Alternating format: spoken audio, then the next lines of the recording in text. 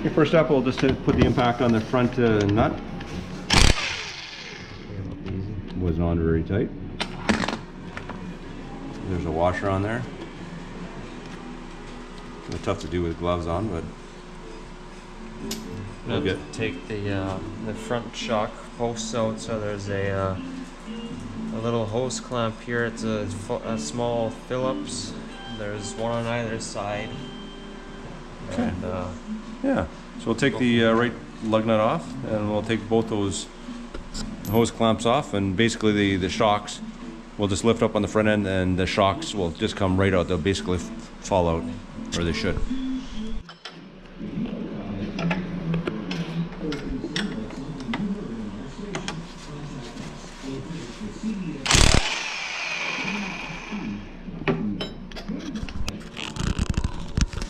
So we have all the bolts out of the front end.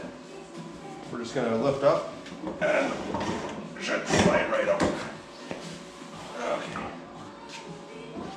I'll put that down right now. Whoa! Look at the water coming out. Is that balanced on there? Is that oil? So we have I'd say that's oil. We have a mix of oil and water and other sludge that's coming out of the forks. So we're just going to pause the camera for a little bit and make sure that the bike is supported properly and clean up our mess.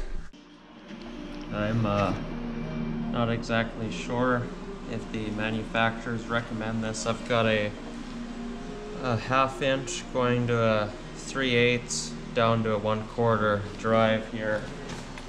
These bolts are on there pretty good. I don't have a 12 mil and a 3/8 or 1/2 inch drive, so we're gonna see if we end up breaking something or if it comes loose. Came loose. Look at that. Nice.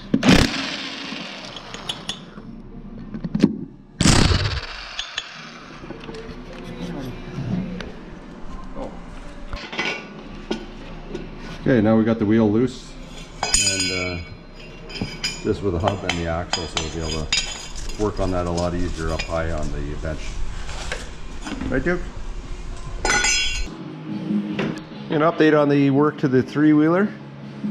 As you can see, we have it stripped right down. I'm not sure if we're going to figure out how to put it back together. Okay, I won't know how to do it, but my apprentice will. He's working on a throttle cable. Let's look to see that the headlight we have on here. Well, so we got an LED light bar. Should be a lot better than the bulb that's on there.